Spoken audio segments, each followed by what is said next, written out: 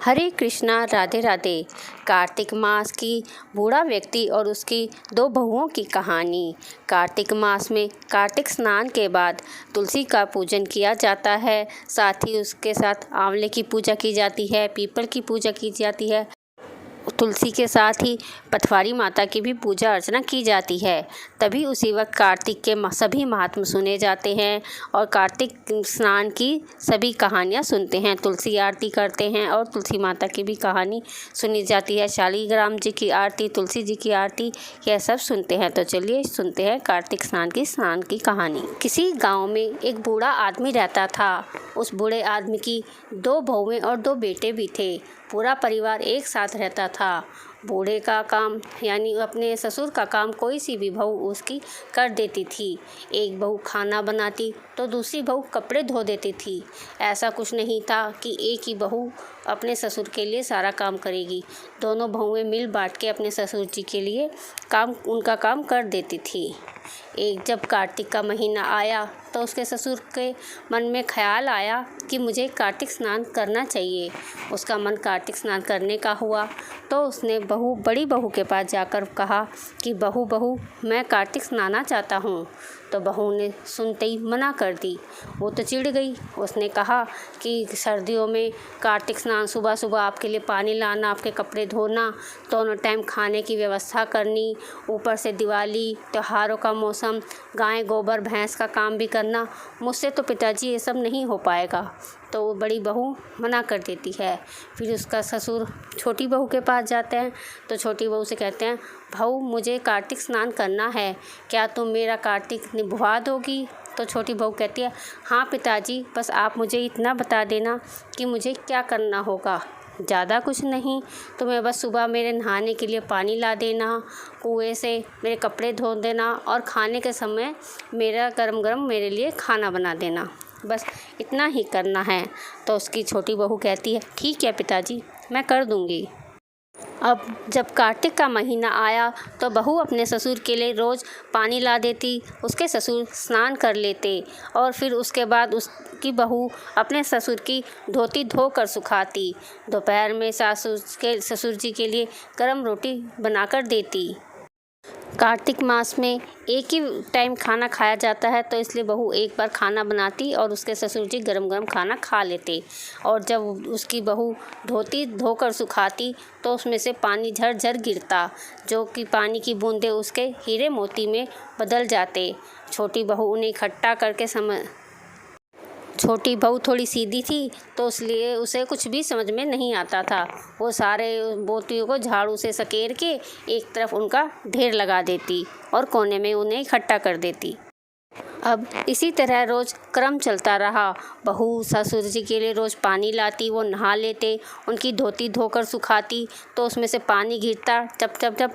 तो बहू को समझ में नहीं आता हीरे मोती क्या होते हैं। तो वो झाड़ू से जब बुहारती तो इकट्ठे करके एक कोने में उन्हें इकट्ठा कर देती और दोपहर को उनका गरम गरम खाना बनाती। इस तरह से पूरा कार्तिक ख़त्म होने को आया। जब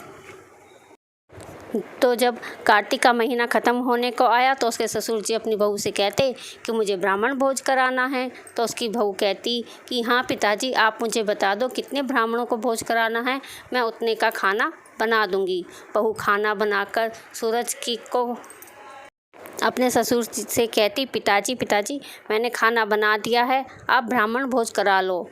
तो मैं जाती हूँ खेत पे, खेत की रखवाली कर दूँगी, आप इतने यहाँ ब्राह्मण भोज को खाना खिला देना। अब बहू खेत पर चली जाती खेतों की रखवाली करने के लिए। इधर घर पर उसके ससुर जी ब्राह्मण भोज कराते।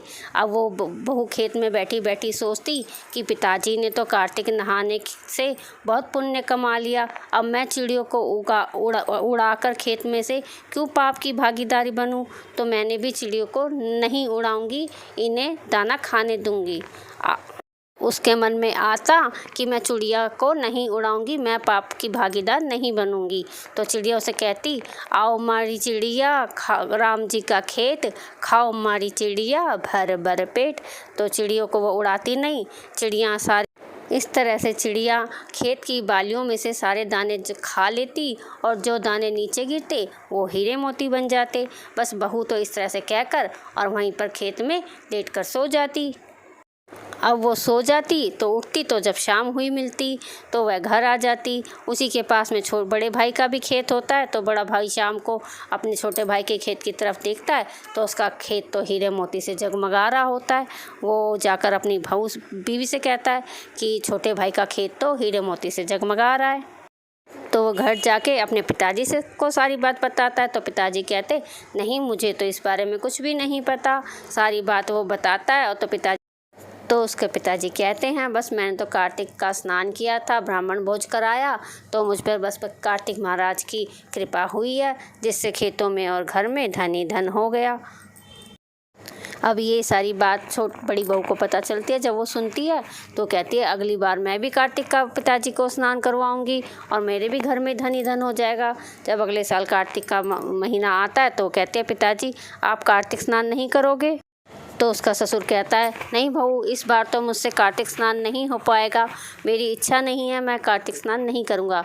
तो उसकी बड़ी बहू चिढ़ जाती है। तो अपने ससुर से कहती है कि आपने छोटी बहू को तो अमीर बना दिया, जब मेरी बारी आई तो आप मना कर रहे हैं। तो उसका ससुर बोलता है ऐसी कोई बात नहीं है, चल तू कहती है तो मैं कार्तिक स्नान कर लूँगा। तो वो कार्तिक का महीना शुरू होता है, उसकी बहू उसके लिए पानी ला देती, बड़ी बहू, और कपड़े धोती उनके, तो धो के उसको निचोड़ती नहीं बिल्कुल भी, तो ऐसे गीले गीले कपड़े आंगन में सुखा देती। दोपहर को वो उनका खाना बना देती। अब उसके यहाँ पर हीरे मोती तो होते नहीं, बल्कि पानी टपक टपक के आंगन में गड्ढे हो जाते, कीचड़ हो जाता। और जब कार्तिक का महीना ख़त्म होने को आया तो उसके ससुर ने कहा बहू मुझे ब्राह्मण भोज कराना है। तो उसकी बहू कहती है हाँ पिताजी, आप मुझे बता दो कितने ब्राह्मणों का खाना बनाना है, मैं बना दूंगी। वो बना देती है। तो कहती है पिताजी आप ब्राह्मण भोज करा लो, मैं जाकर खेत की रखवाली करती हूँ। तो खेत पर जाती है तो वो उसको कहते चिड़ियाँ खेत में से दाना चुगने आती हैं। तो वो सोचती है कि छोटी बहू के तो हीरे मोती जगमगा रहे थे, मैं भी चिड़ियों को नहीं उड़ाऊँगी और मैं इनको खेत में से दाना खाने दूंगी चिड़ियों को। तो चिड़िया खेत में से दाना खा लेती हैं, सारी बालियाँ खाली हो जाती हैं, बालियों में एक भी दाना नहीं बचता। तो जब देखते हैं तो उसके तो खेत में एक भी बाली में दाना नहीं, और जब घर आती है तो घर पर भी कीचड़ कीचड़ मिलता है। इस तरह ना तो उसके खेत ही बचते, ना ही उसके यहाँ हीरे मोती होते, और घर में भी पानी की वजह से गड्ढे गड्ढे आंगन में हो जाते और कीचड़ हो जाता।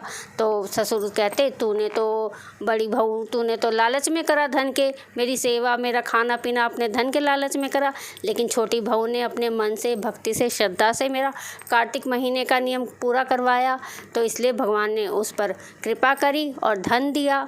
तो इसी तरह हे कार्तिक महाराज, आपने जैसे छोटी बहू को अन्न धन दिया, इसी तरह सबको देना। कहानी सुनने वाले, कहानी कहने वाले, हुंकारा भरने वाले सबकी इच्छा पूरी करना। बोलो कार्तिक भगवान की जय, विष्णु भगवान की जय। अगर आपको मेरी यह वीडियो पसंद आई हो तो वीडियो को लाइक करें, ज़्यादा से ज़्यादा वीडियो को शेयर करें और चैनल को सब्सक्राइब करना भी ना भूलें।